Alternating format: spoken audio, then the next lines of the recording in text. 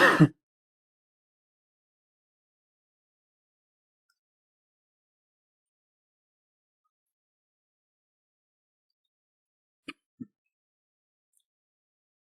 Everyone, welcome to my UPSC. UPSSSC जो पहले यूपीएचईएससी हुआ करता था, असिस्टेंट प्रोफेसर के 16 टेस्ट ऑलरेडी कंप्लीट हो चुके हैं। आज टेस्ट नंबर 17 डिस्कस करेंगे। जिन्होंने टेस्ट सीरीज ज्वाइन कर रखी है, आपको ये आपके ईमेल पे सेंड कर दिया जाएगा। इवनिंग में एक टाइम है, 7 से 9 के बीच में सेंड करते हैं, उसी टाइम सेंड कर दिया जाएगा। कई बार कोई मॉर्निंग में मैसेज करता है, कोई दिन में, तो ज्यादातर अवॉइड कीजिए और मैसेज करने का टाइम यही रखिएगा ताकि उस टाइम तुरंत ही आपका कोई क्वेरी है सॉर्ट आउट हो जाए। अदरवाइज तो दिन में भी सेंड करते हैं तो कोई इश्यू नहीं है, शाम को उसको देख लेते हैं। जिनको टेस्ट सीरीज ज्वाइन करनी है इस नंबर पे कांटेक्ट कर सकते हैं, वेबसाइट पे जाके टेस्ट सीरीज ज्वाइन कर सकते हैं। और भी कोई क्वेरी है कमेंट सेक्शन में पूछ लीजिएगा। Let's begin. वैज्ञानिक एवं औद्योगिक अनुसंधान परिषद, ये है council of scientific and industrial research, CSIR, council of scientific and industrial research. इसकी पहली महिला महानिदेशक कौन है? वैज्ञानिक एवं औद्योगिक अनुसंधान परिषद की पहली महानिदेशक कौन है? ये इसलिए चर्चा में है क्योंकि अभी रिसेंटली जो इनकी पहली महानिदेशक बनी है नल्लाथंबी कलाई सेल्वी, इनको 2 साल का और एक्सटेंशन दिया गया है। इनका टाइम अभी, इनका टेन्योर पूरा हो गया था, लेकिन अभी 2 साल का और इनको एक्सटेंशन दे दिया गया है, तो अगले 2 साल और बढ़ा दिए गए हैं इनके, इसीलिए ये चर्चा में है। अर्चना रामासुंदरम है। अर्चना रामासुंदरम कौन है? जो SSB है, सीमा सुरक्षा बल, सीमा सुरक्षा बल की महानिदेशक है ये, और केंद्रीय अर्धसैनिक बल का जो नेतृत्व करने वाली भारत की पहली महिला पुलिस अधिकारी है ये अर्चना रामासुंदरम। कंचन देवी की बात करें, कंचन देवी ICFRE ये होता है जो भारतीय वानिकी अनुसंधान एवं शिक्षा परिषद, भारतीय वानिकी अनुसंधान एवं शिक्षा परिषद की पहली महानिदेशक बनी है कंचन देवी। और नीना सिंह है, नीना सिंह ये CRPF की पहली महानिदेशक का पद संभाला है इन्होंने, CRPF। तो अभी देखिए रिसेंटली 2022-23 में या 23-24 की बात करें तो अब जो हमारी सिक्योरिटी फोर्सेज है या और भी अलग अलग जो एजेंसीज है, उनके टॉप पोस्ट पे भी महिलाएं अपॉइंट की जा रही है। ये चारों इंपॉर्टेंट है, ध्यान रखिएगा, यहां से क्वेश्चन आ सकता है।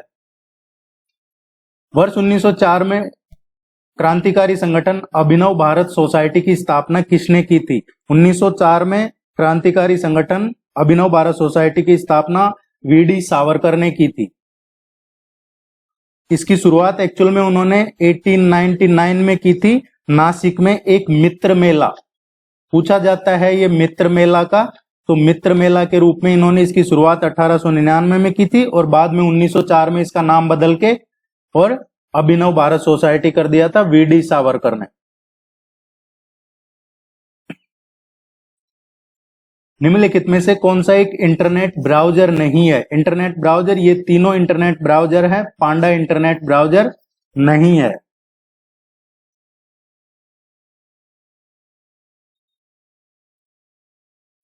निम्नलिखित में से किस वायसराय के दौरान हिल्टन यंग कमीशन नियुक्त किया गया था?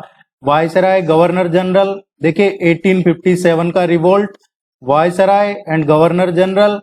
इसके बाद में इंडियन नेशनल मूवमेंट्स, ये सभी करवाए जा चुके हैं, वीडियो चैनल पे अवेलेबल है। यूपीएसएससी के नाम से अलग प्लेलिस्ट बनी हुई है, उसमें चेक कर लीजिएगा। किस वायसराय के दौरान हिल्टन कमीशन अपॉइंट किया गया था? तो उस टाइम पे वायसराय थे लॉर्ड रीडिंग, सी इसका करेक्ट आंसर आएगा। और ये किस लिए अपॉइंट किया था? हिल्टन यंग कमीशन को जो भारतीय मुद्रा और फाइनेंशियल रिफॉर्म के सुधार के लिए अपॉइंट किया गया था 1920 में, करेंसी एंड फाइनेंशियल रिफॉर्म। किसी वेबसाइट को पसंदीदा या फेवरेट में शामिल करने का शॉर्टकट क्या है। आप किसी कोई वेबसाइट है जिसको रेगुलर विजिट करते हैं, अब आपको उसको फेवरेट में ऐड करना चाहते हैं ताकि बार बार गूगल पे जाके वो सर्च नहीं करना पड़े, तो इसका एक सिंपल सा तरीका है, वो है कंट्रोल और डी।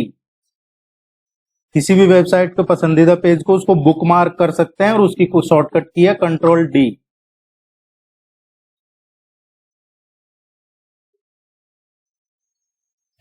भारतीय संविधान के विषय में 13 दिसंबर 1946 किसी लिए जाना जाता है? 13 दिसंबर 1946 को क्या हुआ था ऐसा फेमस कॉन्स्टिट्यूशन के रिगार्डिंग? इस दिन जो उद्देश्य लिया गया था, जिसको कहते हैं उद्देश्य संकल्प, ये अपनाया गया था। 13 दिसंबर 1946 को पंडित नेहरू लाए थे, ये उद्देश्य संकल्प लाए थे, और 22 जनवरी 1947 को इसको अपनाया गया था। ये इस डेट को तो लाए थे और 22 जनवरी 1947 को इसको अपना लिया गया था। पंडित नेहरू ने भारत की संविधान सभा में 13 दिसंबर 1946 को यह संकल्प लक्ष्य रखा था, जिसको सर्वसम्मति के साथ ये 22 जनवरी 1947 में स्वीकार कर लिया था।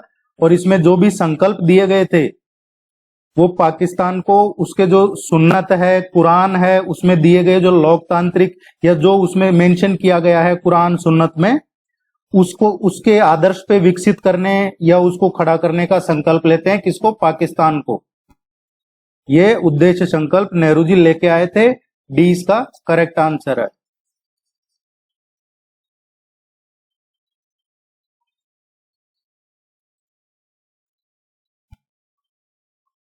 निम्नलिखित में से कौन सा जोड़ा सही नहीं है? मिसमैच कौन सा है, गलत कौन सा है इनमें से? Steel authority of India limited का न्यू दिल्ली में है हेड ऑफिस, मैकॉन लिमिटेड का रांची में है, Hindustan steel works construction limited का कोलकाता में है, फेरो स्क्रैप निगम लिमिटेड का बोकारो में नहीं है। बोकारो ये झारखंड में नहीं है, एक्चुअली ये छत्तीसगढ़ में है। और छत्तीसगढ़ में भी कहां पे है? ये भिलाई में है। गलत पूछा था, डी इसका करेक्ट आंसर होगा।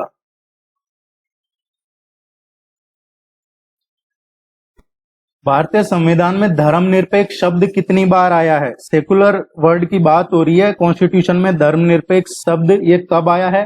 देखिए, जब ओरिजिनल कॉन्स्टिट्यूशन बना था, जब ये वर्ड नहीं था, सोशलिस्ट और सेकुलर वर्ड बाद में जब इमरजेंसी लगी है, उसके बाद इंदिरा जी कॉन्स्टिट्यूशन अमेंडमेंट किया और उस टाइम पे ये वर्ड शब्द ऐड किए थे, सेकुलर और सोशलिस्ट। अब पूछा गया हमसे कि ये धर्मनिरपेक्ष सेकुलर वर्ड है कितनी बार आया है भारतीय संविधान में, तो ये 2 बार है।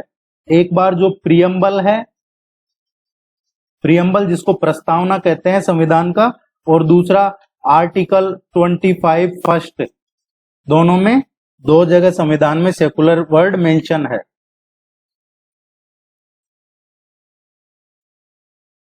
आप टेस्ट सीरीज जरूर ज्वाइन कर लीजिएगा। टेस्ट सीरीज के लिए आपकी ज्वाइन करने से आपकी रेगुलरिटी बनी रहती है। और देखिए, टेस्ट सीरीज से क्या है कि आपको जो टेस्ट भेजे जाते हैं आप उनको पढ़िए, रिवीजन कीजिए, फिर आपको नेक्स्ट टेस्ट मिलते रहते हैं और ये प्रोसेस अब धीरे धीरे फास्ट होता जाएगा। अभी शुरू ही किया है, अदरवाइज ये और आपको रेगुलर और ज्यादा टेस्ट मिलने लग जाएंगे। वेबसाइट पे जाके भी आप विजिट कर सकते हैं।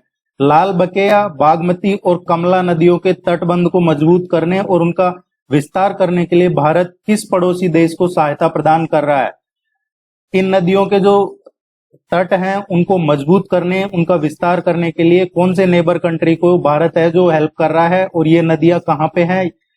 ये नेपाल को मजबूत कर रहा है भारत की सहायता से किया जा रहा है, ताकि जो फ्लड आती है, फ्लड देखिए बिहार है, इसमें नेपाल की कई नदियों की वजह से बाढ़ आती है और नेपाल में भी बाढ़ के हालात बने रहते हैं, तो इसलिए ये सब किया जा रहा है।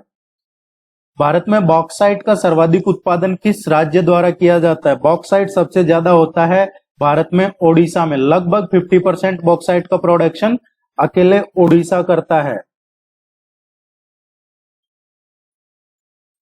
चैनल को सब्सक्राइब करके जाइएगा ताकि आपको रेगुलर यहाँ एग्जाम से रिलेटेड या टेस्ट सीरीज से रिलेटेड नोटिफिकेशन अपडेट्स मिलता रहेगा। Indian institute of ecology and environment कहाँ पे अवस्थित है? Indian institute of ecology and environment ये कहाँ पे है? तो जो भारतीय पारिस्थितिकी एवं पर्यावरण संस्थान का पूछा है। Indian institute of ecology and environment पारिस्थितिकी एवं पर्यावरण संस्थान है, ये नई दिल्ली में स्थित है। इसकी स्थापना हुई थी 1980 में। 5 जून 1980 को यह एस्टैब्लिश हुआ था और 5 जून 80 को विश्व पर्यावरण दिवस के अवसर पे इसकी स्थापना की गई थी। तो 5 जून विश्व पर्यावरण दिवस। निम्नलिखित में से कौन सा शहर कर्क रेखा के सबसे नजदीक स्थित है? इनमें से कौन सी सिटी है जो ट्रॉपिक ऑफ कैंसर के सबसे नजदीक है? ट्रॉपिक ऑफ कैंसर 8 स्टेट से होकर गुजरती है। अभी ज्योग्राफी करवाएंगे जब इसको और डिटेल में करवाया जाएगा आपको। और वो 8 स्टेट्स कौन से हैं? इधर से देखा जाए तो गुजरात, राजस्थान, इसके बाद में मध्य प्रदेश, छत्तीसगढ़, झारखंड के बाद में पश्चिम बंगाल आ जाता है और पश्चिम बंगाल के बाद में त्रिपुरा और मिजोरम। अब ये 2 नॉर्थ ईस्ट के राज्य हैं, त्रिपुरा, मिजोरम। फिर ये ईस्टर्न राज्य हैं, झारखंड, पश्चिम बंगाल। ये मध्य भारत में आ जाते हैं और ये पश्चिमी भारत में आ जाते हैं। तो इस तरीके से 2-2 के पेयर भी आप याद करने के तरीके से याद कर सकते हैं। गुजरात, राजस्थान, मध्य प्रदेश, छत्तीसगढ़, झारखंड, पश्चिम बंगाल, त्रिपुरा और मिजोरम। क्वेश्चन पूछा है सबसे नजदीक इनमें से कौन सा है? तो देखिए, गुजरात में जहां से सबसे नजदीक से गुजरती है एक जासदान है और अहमदाबाद है। राजस्थान की बात करें तो कालिंजरा है। कालिंजरा ये बांसवाड़ा जिले में पड़ता है, यहां से गुजरती है। मध्य प्रदेश में सबसे नजदीक की बात करें तो शाजापुर, उज्जैन, भोपाल, जबलपुर और शाहडोल से। छत्तीसगढ़ की बात करें तो सोनट और अंबिकापुर से। पश्चिम बंगाल में कृष्णानगर और हुगली से। झारखंड में है जो रांची से, रांची नजदीक है। त्रिपुरा में उदयपुर से और मिजोरम में चंपाई से। तो उदयपुर है, ये त्रिपुरा में है, ये सबसे नजदीक है ट्रॉपिक ऑफ कैंसर के कर्क रेखा के। इसको मैप में जरूर देखिएगा, बाकी इसका डिटेल में अच्छे से आपको करवाया जाएगा। पृथ्वी तल के सबसे निकट वायुमंडल की कौन सी परत है? जो पृथ्वी तट है इसके सबसे निकट वायुमंडल की कौन सी परत है? देखिए, वायुमंडल का जो निचला भाग है ये है क्षोभ मंडल। इसके ऊपर का जो भाग है वो है समताप मंडल। समताप मंडल के ऊपर का जो भाग है मध्यमंडल, और मध्यमंडल आता है इसके ऊपर, और मध्यमंडल के जो ऊपर का भाग है उसको कहते हैं आयन मंडल, और आयन मंडल के जो ऊपर का ये बहिर्मंडल में हो जाता है। क्षोभ मंडल और समताप मंडल के जो बीच का भाग है उसको क्षोभ सीमा कहते हैं। और जो साधारणतः जो ऊपर के तल हैं ये एकदम बिल्कुल शांत रहते हैं, शांत होते हैं। नजदीक का पूछा था तो क्षोभ मंडल सबसे नजदीक है।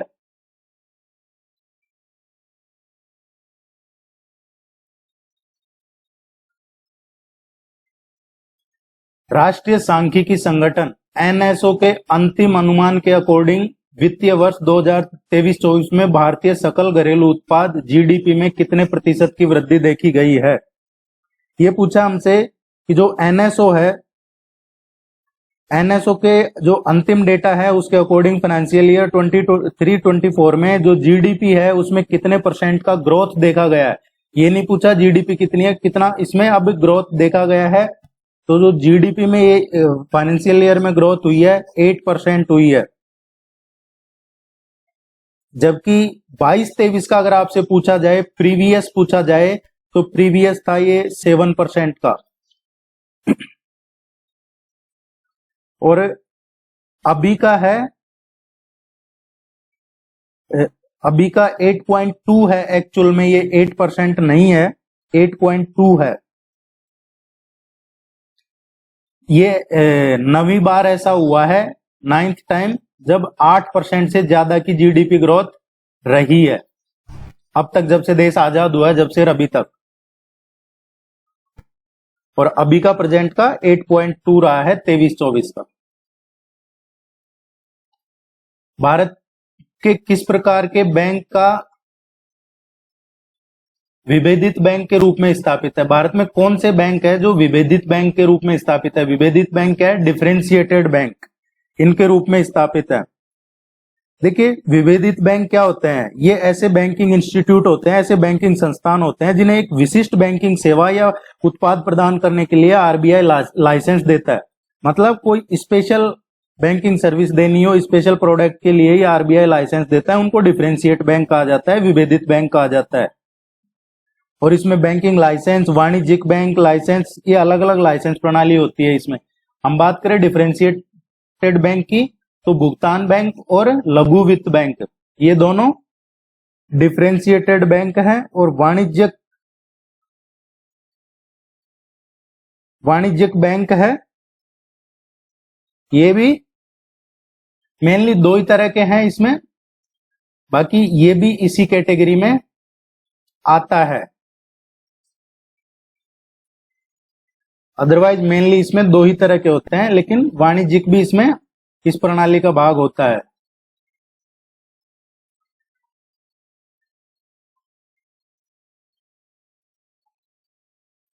उत्तर भारत के विशाल मैदान, गंगा के मैदान और दक्कन पठार के बीच किस पर्वत श्रृंखला द्वारा विभाजन किया जाता है? उत्तर भारत के जो विशाल मैदान है वो और डेक्कन का प्लेट्यू, ये पूछ रहा है नदर्न प्लेन्स और डेक्कन प्लेट्यू, इनको कौन सा माउंटेन रेंज है जो इनको विभाजित करता है? नदर्न प्लेन और डेक्कन प्लेट्यू को, इनको विंध्याचल रेंज है ये विभाजित करती है। विंध्याचल रेंज है ये मध्य प्रदेश, उत्तर प्रदेश, छत्तीसगढ़ और गुजरात से में स्थित है। भारत में अब तक कितनी बार वित्तीय आपात स्थिति घोषित की गई है? देखिए पूछा है फाइनेंशियल इमरजेंसी का, एक होता है आर्टिकल 352, आर्टिकल 352 लगाया जाता है ये नेशनल इमरजेंसी के लिए, देश में आपातकाल के लिए। इसके बाद होता है आर्टिकल 356, ये होता है किसी स्टेट में इमरजेंसी के लिए जिसका यूज सबसे ज्यादा किया गया है। इसके अलावा एक होता है आर्टिकल 360 और ये होता है फाइनेंशियल इमरजेंसी के लिए, वित्तीय आपातकाल के लिए। ये तीनों जरूर याद रखिएगा। आर्टिकल 352 राष्ट्रीय आपातकाल, आर्टिकल 356 किसी राज्य में राष्ट्रपति शासन, आर्टिकल 360 ये वित्तीय आपातकाल। देश में अभी तक एक बार भी कभी भी ये फाइनेंशियल इमरजेंसी घोषित नहीं की गई है, जबकि नेशनल इमरजेंसी और ये दोनों तो हुए हैं। आर्टिकल 360 अभी एक बार भी यूज नहीं लिया गया है। भारत का वन्य जीव संस्थान अवस्थित है, वन्य जीव संस्थान कहाँ पे स्थित है? ये देहरादून में है। फॉरेस्ट रिसर्च इंस्टीट्यूट, इसकी स्थापना 1982 में की गई थी। इस तरीके का एक क्वेश्चन आपके एग्जाम में पूछा जाता है। वन धन विकास योजना, अभी ये काफी चर्चा में है। इसके अंतर्गत किस राज्य को आदर्श मॉडल राज्य घोषित किया गया था? आपसे पूछा जा सकता है कि ये जो वन धन विकास योजना है ये कहां से शुरू हुई है? तो ये शुरू हुई थी छत्तीसगढ़ से, और छत्तीसगढ़ में है बीजापुर से इसको उद्घाटन किया गया था वन धन विकास योजना का। 14 अप्रैल 2018 में प्राइम मिनिस्टर ने इसका उद्घाटन किया था, 14 अप्रैल 2018 को छत्तीसगढ़ बीजापुर से। और अभी इसमें जो स्वयं सहायता समूह है या स्पेशली है ये आदिवासियों के लिए, और 14 अप्रैल से इसलिए शुरू किया गया था क्योंकि उस दिन बाबा साहेब भीमराव अंबेडकर का भी जन्मदिन होता है, इसीलिए शुरू किया गया था। अब इसमें मॉडल स्टेट कौन बन के उभरा है? तो इसमें मॉडल स्टेट के रूप में मणिपुर बन के उभरा है।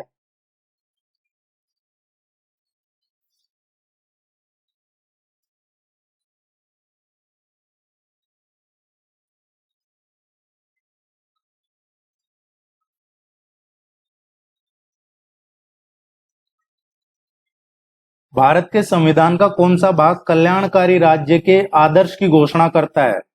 एक सोशल वेलफेयर स्टेट हो, कल्याणकारी राज्य हो, इस तरीके के आदर्श की घोषणा कौन सा करता है? तो ये जो हमारा डीपीएसपी है, directive principle of state policy, नीति निर्देशक तत्व, नीति निर्देशक सिद्धांत जो कहा जाता है, उसमें ये मेंशन है। ये कॉन्स्टिट्यूशन के पार्ट 4 में आता है, directive principle of state policy, नीति निर्देशक तत्व, नीति निर्देशक सिद्धांत, और ये है आर्टिकल 36 to 51।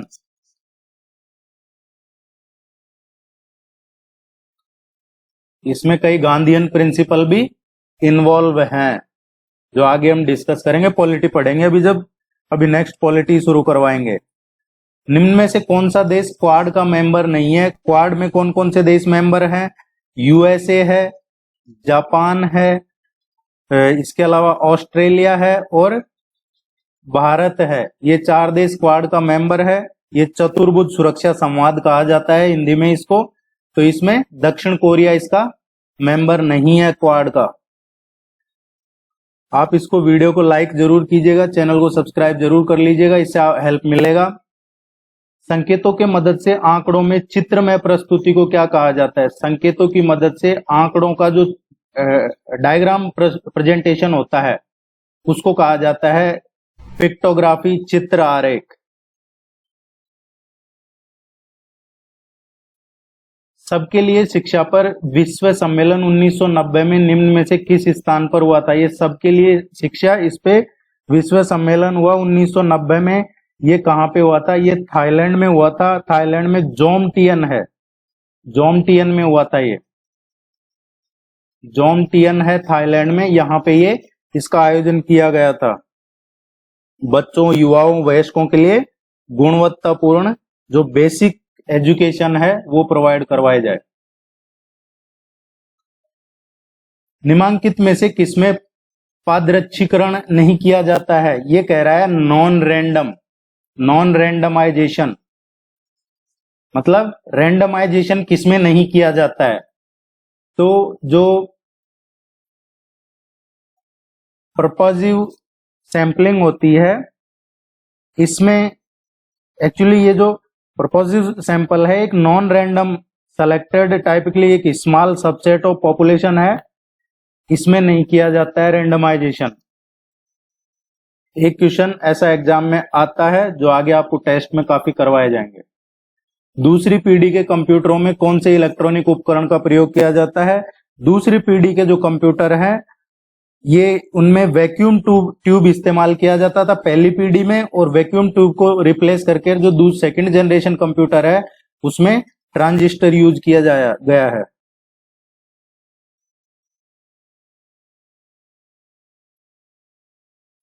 जैविक विविधता के लिए कौन सा अंतरराष्ट्रीय दिवस है? बायोडायवर्सिटी डे पूछ रहा है एक तरीके से। यूनाइटेड नेशन की जनरल असेंबली ने 1993 में जैव विविधता के मुद्दों पे एक जागरूकता बढ़ाने के लिए अंतरराष्ट्रीय बायोडायवर्सिटी डे के रूप में घोषित किया था। और आपसे पूछा जा सकता है किस दिन को मनाया जाता है? तो ये 22 मई को अंतरराष्ट्रीय जैव विविधता दिवस मनाया जाता है।